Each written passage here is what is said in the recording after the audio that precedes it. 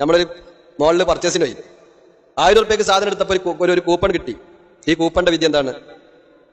എപ്പോഴെങ്കിലും നമ്മൾ ആലോചിച്ച് നോക്കിയിട്ടുണ്ടാവും? എപ്പോഴെങ്കിലും നമ്മൾ ആലോചിച്ച് നോക്കിയിട്ടുണ്ടാവും? അഥവാ ഇത്തരം കൂപ്പണുകൾ മുന്നോട്ട് വെക്കുമ്പോൾ ഇത്ര രൂപക്ക് സാധനം വാങ്ങിയാലാണ് കൂപ്പൺ ലഭിക്കുക എന്ന നിബന്ധനയുണ്ടെങ്കിൽ നേരത്തെ പറഞ്ഞ അതേ ലോട്ടറിക്കാണ് അത് വരിക. എങ്ങനെ 490 റുപ്യക്ക് ഞാൻ സാധനം എടുത്തു. ഞാൻ കാശ് ആയിട്ട് എന്താണ് ബിൽ കൗണ്ടറിൽ ചെന്നപ്പോൾ കൗണ്ടറിൽ നിന്ന് സെയിൽസ് അദ്ദേഹം പറയണ, കൗണ്ടറിലുള്ള ആൾ പറയണ, കാഷ്യർ പറയാണ് 500 റുപ്യക്കായാലും നിങ്ങൾക്ക് ഒരു കൂപ്പൺ കിട്ടോ, 10 റുപ്യ കൂടി സാധനം എടുത്താൽ മതി എന്ന് പറയുമ്പോൾ സ്വാഭാവികമായിട്ടും ഞാൻ എന്താക്കും? എന്നാ ഒരു 10 റുപ്യന്റെ ബിസ്ക്കറ്റ് പാക്കറ്റ് വെച്ചാണെന്ന് പറയും. എനിക്കത് ആവശ്യമായിട്ട് വാങ്ങിയതല്ല. ഒന്ന്, ഞാനത് വാങ്ങിയത് എന്തിനാണ്?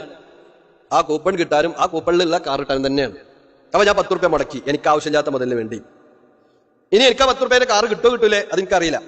ഇങ്ങനെ കുറെ ആളുകൾ എന്താക്കുന്നുണ്ട്, 1 രൂപയായിട്ടും അഥവാ 499 റുപ്യ എപ്പോഴാണ് പറഞ്ഞത്, 1 റുപ്യ കൂടി സാധനം എടുത്ത് കഴിഞ്ഞാൽ കൂപ്പൺ കിട്ടും. അപ്പോൾ അവൻ എന്താക്കി 1 റുപ്യന്റെ മിഠായി എടുത്ത്, മറ്റോ 10 റുപ്യന്റെ എടുത്ത്, മറ്റോ 25 റുപ്യന്റെ എടുത്ത്, വേറെ 5 റുപ്യന്റെ എടുത്ത്, ഇവരൊക്കെ എടുത്ത് ഈ 5ഉം 2ഉം 1ഉം 3ഉം ഒക്കെ എന്തായിരുന്നു? ഈ കൂപ്പൺ കിട്ടുവാൻ വേണ്ടിയുള്ള പൈസയായിരുന്നു. അപ്പോൾ അത് കിമാറായി. അല്ല, ഒരു കടക്കാരൻ പറഞ്ഞു എന്റെ കടയിൽ എന്ത് വന്നെടുത്താലും കൂപ്പൺ തരുന്നതാണ്, പ്രശ്നമില്ല.